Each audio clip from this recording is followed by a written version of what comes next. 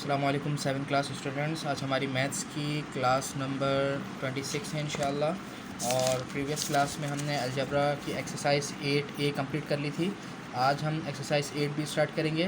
तो इंडेक्स में date mention करें, ठीक है। और जहाँ पर हमने 8A कंप्लीट कर ली थी उसके बिल्कुल नेक्स्ट पेज से 8B की हेडिंग डालें, ठीक है। 8A हमने कंप्लीट कर ली थी, 8B की टॉप हेडिंग डालें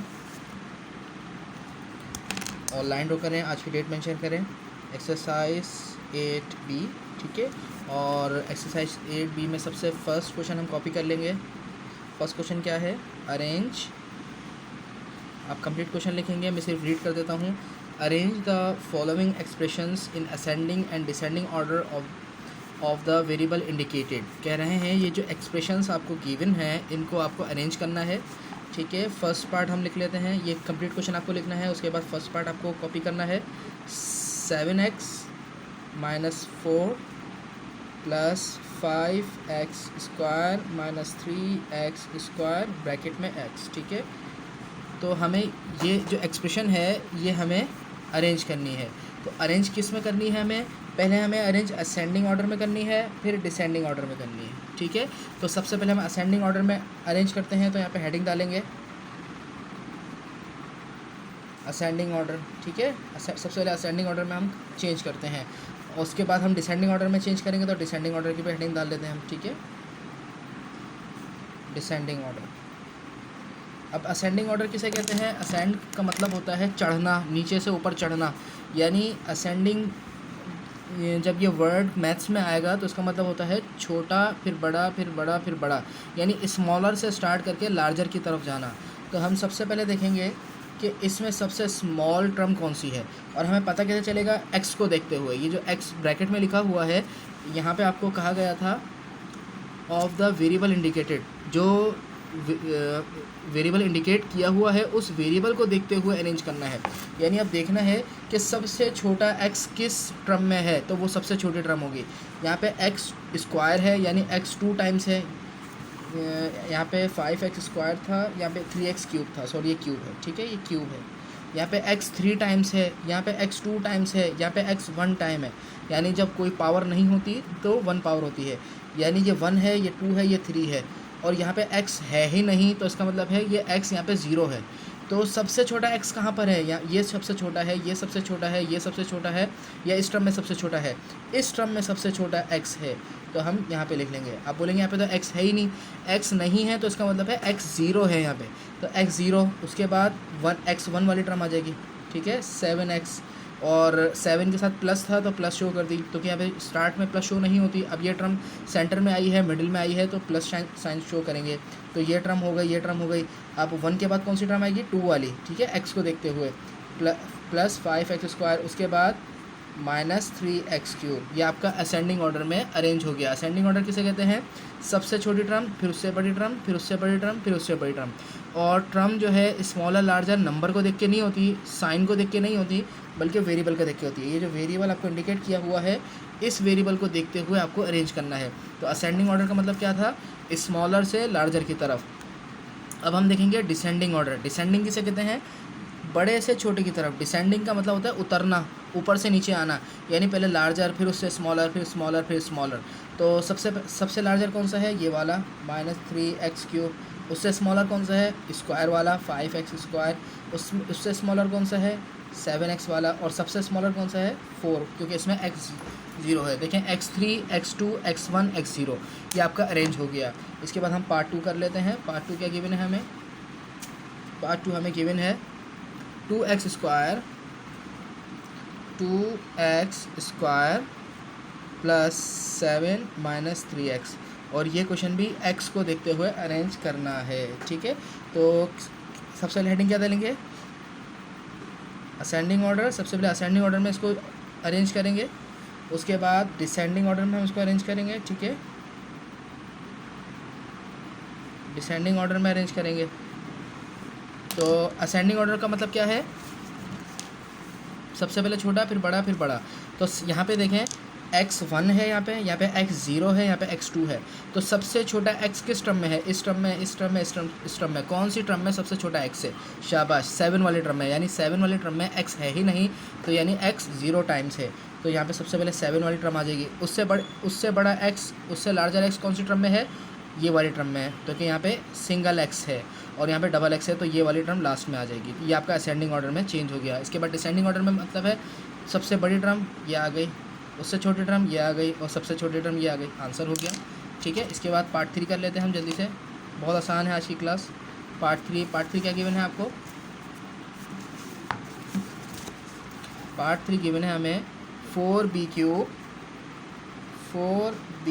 क्यूब, आपके पास बुक होनी चाहिए, ठीक है, minus AB² plus A³ minus A²B²। और ये जो क्वेश्चन हमें किस वेरिएबल को देख के अरेंज करना है? A। इस क्वेश्चन में हमें A वेरिएबल को देखकर इस क्वेश्चन को अरेंज करना है। असेंडिंग ऑर्डर, ठीक है, ascending order, then descending order.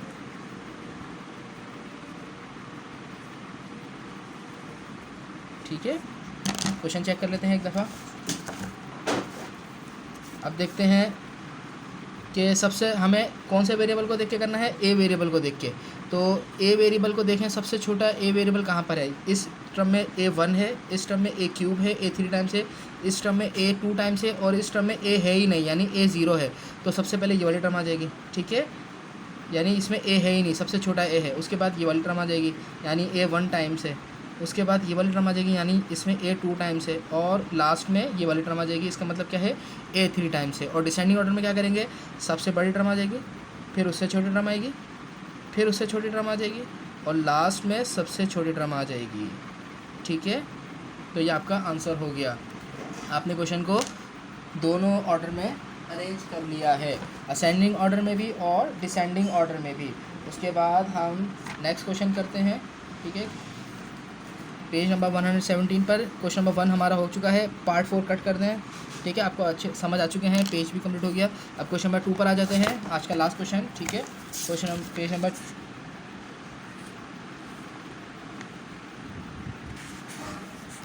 Question number 2। Question number 2 क्या हमें गिवन है? सिंप्लीफाई, हमें सिंप्लीफाई करना है। मोस्ट इंपॉर्टेंट क्वेश्चन है एग्जाम्स के पॉइंट ऑफ व्यू से। ठीक है, इसको बहुत अटेंटिव होके देखें। x4 ब्रैकेट 2, ये जो ऊपर छोटा सा 4 लिखा हुआ है, इसको एक्सपोनेंट भी कहते हैं और पावर भी कहते हैं। x एक्सपोनेंट 4 होल एक्सपोनेंट 2, इसको किस तरह रीड करेंगे? x exponent 4 whole exponent 2। Solution, इस क्वेश्चन को क्या करना है? सिंप्लीफाई। सबसे पहले क्वेश्चन एक दफ़ा कॉपी कर लेंगे। ठीक है, और क्या करना है हमें? सिंप्लीफाई। सिंप्लीफाई का मतलब है सॉल्व करना है, कैलकुलेट करना है। अब एक छोटी सी बात याद रखें, ब्रैकेट के ऊपर जो पावर नज़र आ रही है ना, इसका मतलब होता है ये जो ब्रैकेट के अंदर पूरी वैल्यू है, ये वैल्यू इतनी दफ़ा है, इतने टाइम्स है। यानी x4 कितने टाइम्स है? 2 टाइम्स। तो x4 को 2 दफ़ा लिख लेंगे, x4 को 2 दफ़ा लिख लेंगे। अगर यहाँ पे 3 होता तो x4 को 3 टाइम्स लिख लेते, अगर 5 होता तो 5 टाइम्स लिख लेते। ठीक है, पावर का मतलब क्या है? टाइम्स। तो x4 कितने टाइम्स है? 2 टाइम्स। अब मुझे बताएं x4 और x4 आपस में मल्टीप्लाई होंगे तो कितने होंगे? x8। x4 और x4 आपस में मल्टीप्लाई हुए, यानी x4 आपस में मिले तो कितना हो गया? x8। ठीक है, यानी 4 को हमने प्लस कर दिया, तो ये आपका आंसर आ गया, सिंपल। इसके बाद इसका पार्ट 2 कॉपी कर लेंगे। ठीक है, पार्ट 2 क्या गिवन है हमें? y5 whole exponent 3, y exponent 5 whole exponent 3। तो सबसे पहले क्वेश्चन कॉपी करेंगे, y एक्सपोनेंट 5 होल एक्सपोनेंट 3। तो ब्रैकेट की होल एक्सपोनेंट क्या है? 3। तो यानी ब्रैकेट के अंदर जो वैल्यू है वो कितने टाइम्स है? 3 टाइम्स। तो y exponent 5 then last y exponent 5। हमने 3 टाइम्स क्यों लिखा? क्योंकि पावर 3 टाइम्स थी। अगर 4 टाइम्स होती तो हम 4 टाइम्स लिखते। ठीक है, अब हम क्या करेंगे? इन सबको मल्टीप्लाई कर लेंगे। y5 5 को प्लस कर देंगे तो कितना हो जाएगा? y exponent 15। ये आपका आंसर हो गया। ठीक है, इसके बाद पार्ट 3 कॉपी कर लेते हैं। पार्ट 3 क्या गिवन है हमें? -3a³ whole exponent square. ठीक है, जब 2 एक्सपोनेंट होती है उसको स्क्वायर रीड करते हैं, जब 3 एक्सपोनेंट होती है तो उसको क्यूब रीड करते हैं। -3a exponent 3 whole square. ठीक है, तो सबसे पहले क्वेश्चन कॉपी करेंगे, 3a³ होल एक्सपोनेंट स्क्वायर। अब क्या करेंगे, इस पूरी वैल्यू को कितने टाइम्स लिख देंगे, 2 टाइम्स, यानी -3a³ -3a³। अगर यहाँ पे 3 पावर होती तो इस पूरी वैल्यू को 3 टाइम्स लिखते। अब और से देखें, साइन को साइन से मल्टीप्लाई करेंगे, नंबर को नंबर से मल्टीप्लाई करेंगे, वेरिएबल को वेरिएबल से मल्टीप्लाई करेंगे, माइनस माइनस प्लस, ठीक है, 3 3 ज़ा 9, और a3 कितने होगा, a6। और आपको पता है जब शुरू में प्लस आता है तो प्लस नहीं लिखते हैं, ठीक है, तो यहाँ से हमने प्लस शो ही नहीं किया आंसर, ठीक है। अब आ जाते हैं इसके पार्ट 4 पर। पार्ट 4 अगर आप इसी पेज पर करना चाहते हैं इसी पेज पर कर लें, ठीक है। पार्ट 4 क्या गिवन है हमें, -5a4 स्क्वायर। सॉल्यूशन स्टार्ट, ठीक है। अब हम क्या करेंगे, सबसे पहले क्वेश्चन कॉपी करेंगे, -5a4 होल स्क्वायर, पावर कितनी है 2, तो यानी इस पूरी वैल्यू को कितने टाइम्स लिख लेंगे, 2 times, 5a4 multiply by -5a4, ठीक है। अब क्या करेंगे, सबसे पहले साइन को साइन से मल्टीप्लाई करेंगे, माइनस माइनस प्लस, शुरू में प्लस आता है नहीं लिखते, 5 5 ज़ा 25, ठीक है। और a4 कितना होगा, a8 आंसर, ठीक है। इसके बाद पार्ट 5 कर लेंगे। Part 5, 2a square b square whole cube. जब 3 पावर होती है तो उसको किस तरह रीड करते हैं, होल क्यूब। सॉल्यूशन स्टार्ट, सबसे पहले क्वेश्चन कॉपी करेंगे, 2a square b square whole cube. अब ये पूरा ब्रैकेट कितने टाइम्स लिखेंगे, 3 times, 2a square b square, एक दफ़ा हो गया, 1 टाइम हो गया, देन 2 टाइम्स हो गया, एट लास्ट 3 टाइम्स हो गया, ठीक है।